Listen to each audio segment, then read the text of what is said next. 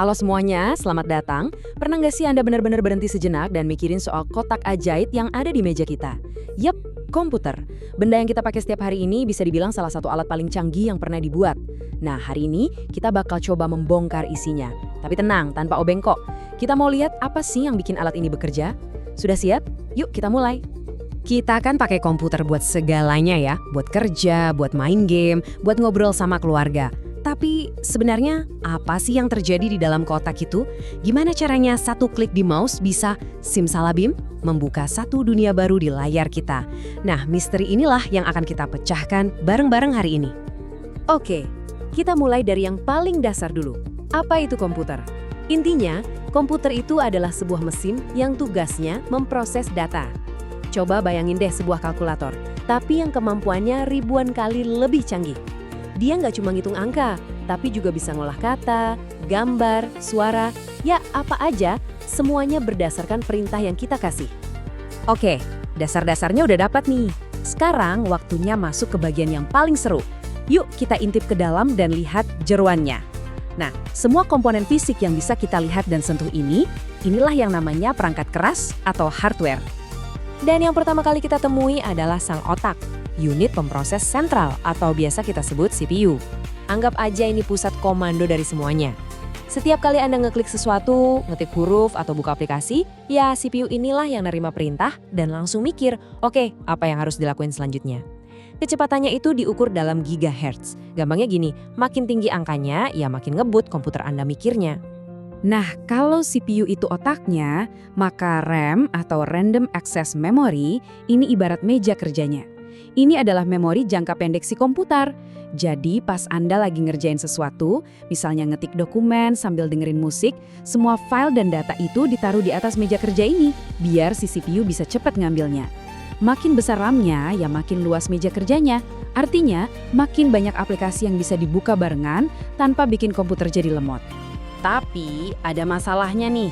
Semua yang ada di meja kerja atau RAM tadi bakal hilang gitu aja pas komputernya dimatiin. Nah, makanya kita butuh tempat penyimpanan jangka panjang.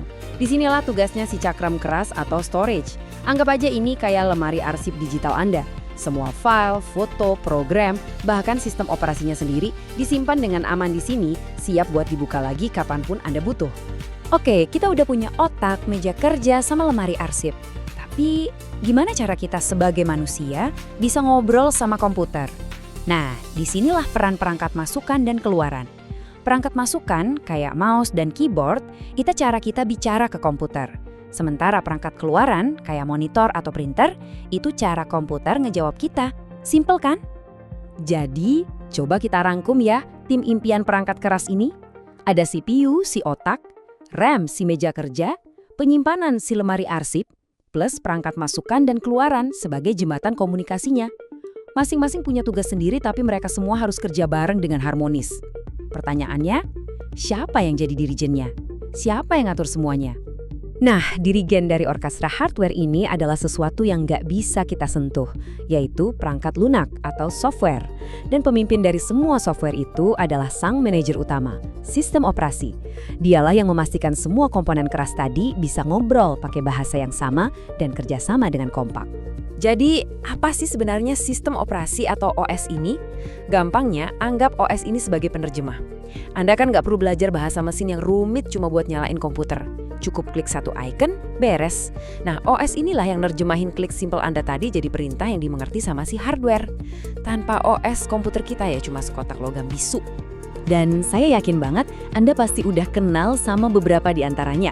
Ada Windows, Mac OS, Linux. Ini semua adalah para manajer paling terkenal di dunia. Mungkin tampilannya beda-beda ya, punya wajah dan gaya yang beda, tapi di balik layar, tugas inti mereka itu sama persis. Mastiin seluruh mesin komputer ini berjalan dengan lancar. Dan jangan salah loh, kerjaan si manajer ini super sibuk. OS itu terus-terusan juggling, ngatur program mana yang dapat giliran jalan, ngelola lalu lintas data antara keyboard dan monitor, bagi-bagi ruang di RAM secara adil, dan nyuapin CPU dengan data yang pas di waktu yang pas. Wah, ini sih multitasking level dewa. Oke, sekarang kita udah tahu anatomi dasar dari komputer modern. Gimana kalau kita putar waktu sedikit dan lihat seberapa jauh perjalanan kita? Soalnya, percaya atau enggak, nenek moyang dari smartphone yang ada di kantong Anda itu ukurannya sebesar satu ruangan penuh. Nah, ini dia fakta menarik. Kata komputer itu sendiri asalnya dari bahasa Latin, computare, yang artinya simple banget, menghitung. Itu karena tujuan awal dari mesin-mesin raksasa ini memang bukan buat nonton YouTube atau main game, tapi buat jadi kalkulator super canggih untuk para ilmuwan dan militer. Coba deh lihat evolusinya. Kita mulai di tahun 40-an dengan mesin-mesin raksasa yang makan tempat satu ruangan. Terus, di tahun 70-an ada terobosan besar, namanya mikroprosesor, yang bikin ukurannya jadi cukup kecil buat ditaruh di meja, dan lahirlah era PC. Dan sekarang, kekuatan komputasi yang jauh lebih dahsyat dari itu semua bisa kita genggam di tangan. Dari segede ruangan sampai masuk kantong cuma dalam waktu kurang dari seumur hidup manusia. Luar biasa kan? Oke, kita udah ngobrolin CPU, RAM, OS sampai sejarahnya. Tapi mungkin ada satu pertanyaan besar di kepala Anda sekarang. Terus, kenapa saya harus peduli sama semua ini? Nah, itu pertanyaan yang bagus banget. Mari kita jawab. Jawabannya simpel, pengetahuan itu adalah kekuatan. Saat Anda ngerti sedikit aja soal apa yang terjadi di balik layar, komputer itu nggak lagi terasa kayak kotak sihir yang misterius. Pas komputer Anda lemot, Anda mungkin bisa nebak, jangan-jangan RAM-nya kepenuhan nih. Pas mau beli laptop baru, Anda jadi lebih paham apa artinya spek-spek teknis itu. Anda jadi naik level, dari sekedar pengguna, jadi pengguna yang cerdas. Jadi, sebagai penutup, saya mau ninggalin Anda dengan satu pertanyaan buat direnungkan. Kita udah lihat evolusi dari mesin segede ruangan sampai jadi perangkat di saku kita. Sekarang setelah Anda tahu sedikit resep membuatannya, coba dibayangin. Kira-kira wujud komputer generasi berikutnya bakal seperti apa ya? Apa yang bakal bisa mereka lakukan? Terima kasih sudah menyimak dan sampai jumpa di penjelajahan kita berikutnya.